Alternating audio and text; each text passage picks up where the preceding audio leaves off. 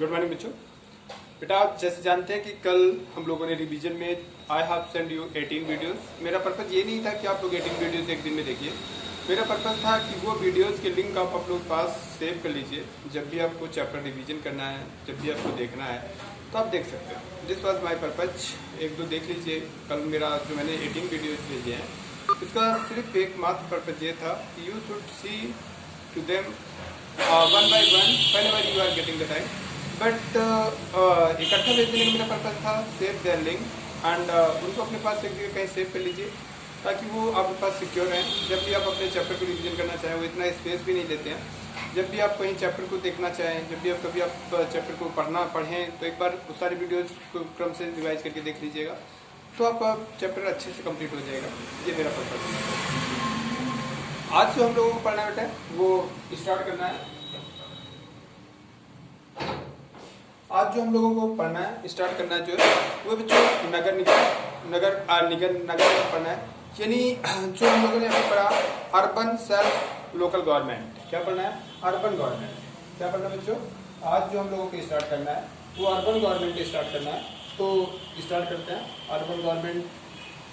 जैसे गांव में बच्चों विलेज गवर्नमेंट थी, रूरल गवर्नमेंट थी, लोकल गवर्नमेंट थी, वैसे यहाँ पर अर्बन गवर्नमेंट के बारे में पढ़ना है। अर्बन लोकल गवर्नमेंट क्या पढ़ना है? क्या स्टार्ट करना है? Urban local government.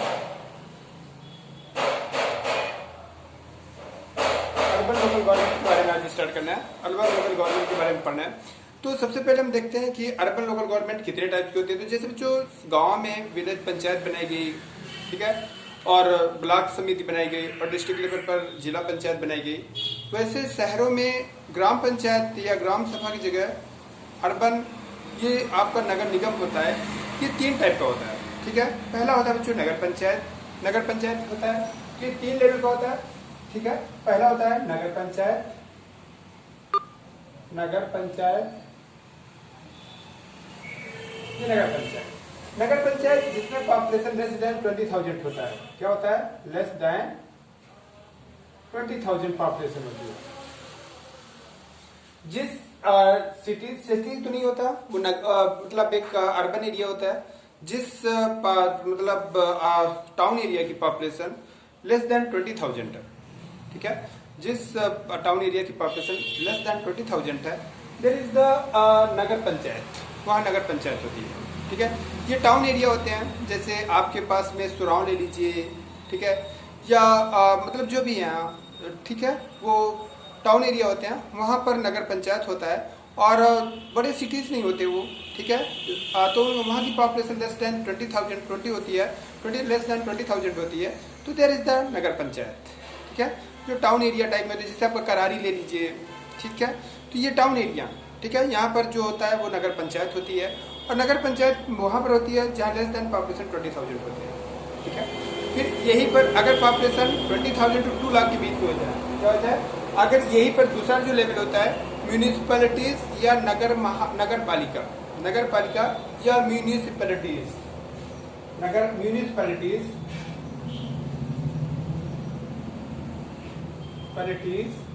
या इसे कहते हैं नगर पालिका। क्या कहते हैं? नगर पालिका।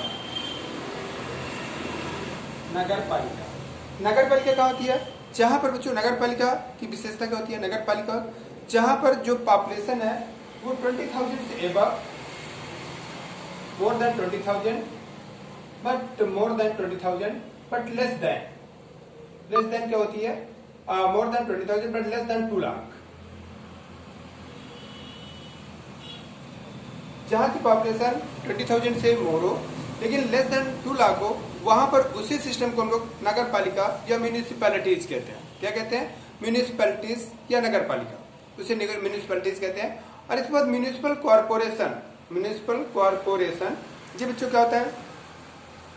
तीसरा नंबर, ये पहला हो गया, ये दूसरा हो गया, तीसरा होता है म्यूनिसिपल कॉरपोरेशन। म्यूनिसिपल कॉर्पोरेशन जहां की पॉपुलेशन मोर देन 2 लाख होती है। क्या होती है बच्चों? मोर देन 2 लाख होती है।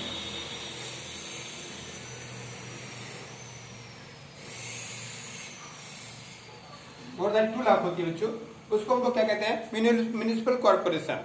ठीक है, ये हर बिग सिटीज के लिए होते हैं म्यूनिसिपल कॉर्पोरेशन।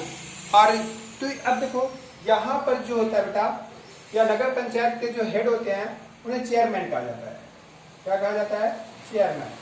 ठीक है, इनका जो हेड होता है उसे चेयरमैन कहा जाता है। यहाँ का जो हेड होता है, और चेयरमैन भी बेटा प्रेसिडेंटल रूल को फॉलो करता है। प्रेसिडेंटल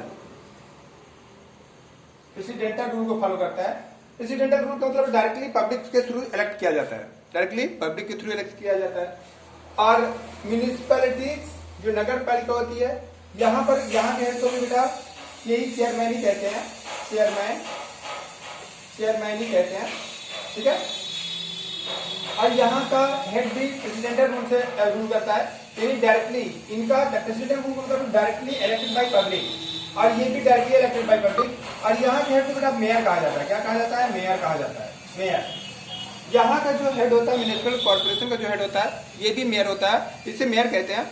और ये जो मेयर होता है ये भी directly elected by the public. देखो जब इलाहाबाद का मेयर का इलेक्शन होता है तो क्या होता है, डायरेक्टली पब्लिक 2 लोगों को इलेक्ट करती है। एक अपने हर मोहल्ले से एक पार्षद जिसे कहते हैं, मेंबर्स पार्षद, और पार्षद ऑफ म्युनिसिपल कॉर्पोरेशन, और एक मेंबर्स ऑफ म्युनिसिपल कॉर्पोरेशन, और एक को इलेक्ट करता है और नगर निगम का जो हेड होता है जिसे मेयर कहते हैं, elected head.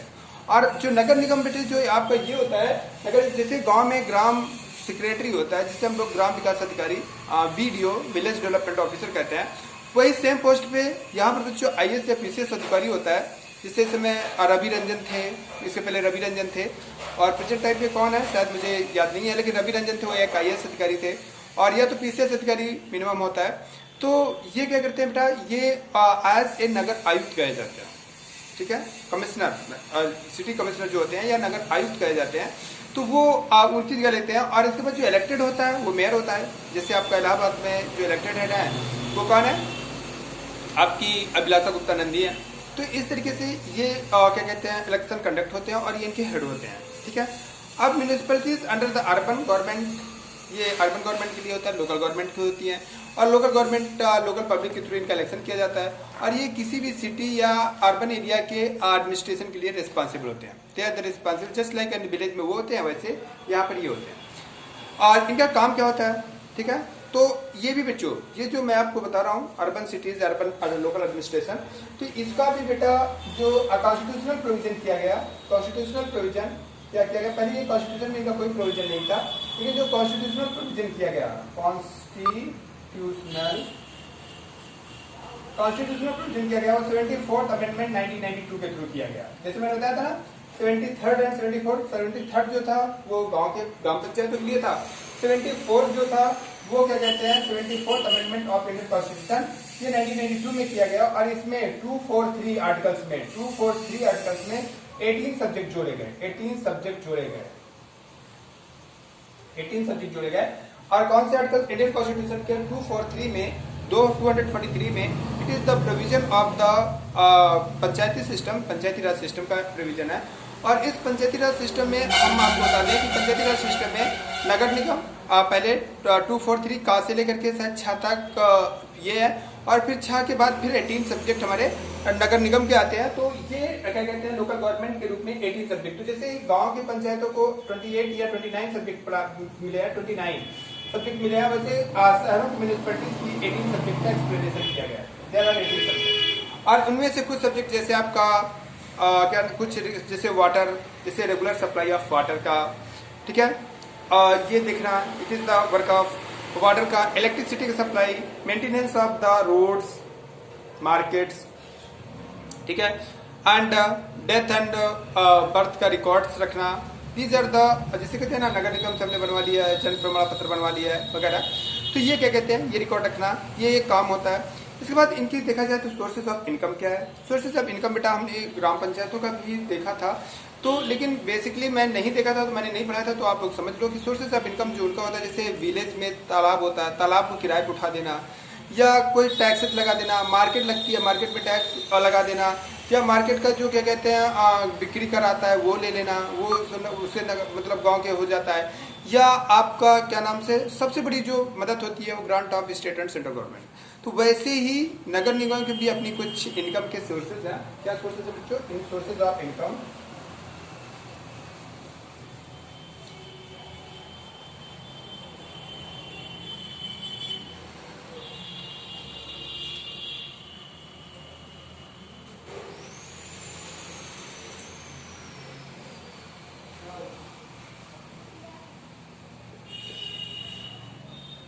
Sources of income,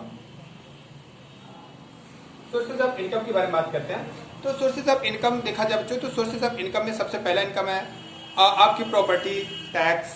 आपकी शहर में बड़ी प्रॉपर्टी उस पर टैक्स लगता है आपका income tax, income from property tax, road tax, theatre tax और इंटरटेनमेंट टैक्स एक्सेट्रा। ये टैक्सेस हम जो मैं बता दूं, ये टैक्सेस में भी बेटा बटा रहता है। इतना स्टेट गवर्नमेंट के पास जाएगा, इतना लोकल गवर्नमेंट के पास रहेगा, ये बटा रहता है। इसके बाद केसेस ऑफ वाटर इलेक्ट्रिसिटी का जो चार्ज लिया जाता है, वाटर का इलेक्ट्रिसिटी का तो स्टेट गवर्नमेंट लेती है, लेकिन टोल टैक्सेस सिटी के अंदर, ठीक है, ये क्या कहते हैं होता है पक्टियर duty, income from the shopping centres, market etcetera, ये इनकम देते हैं।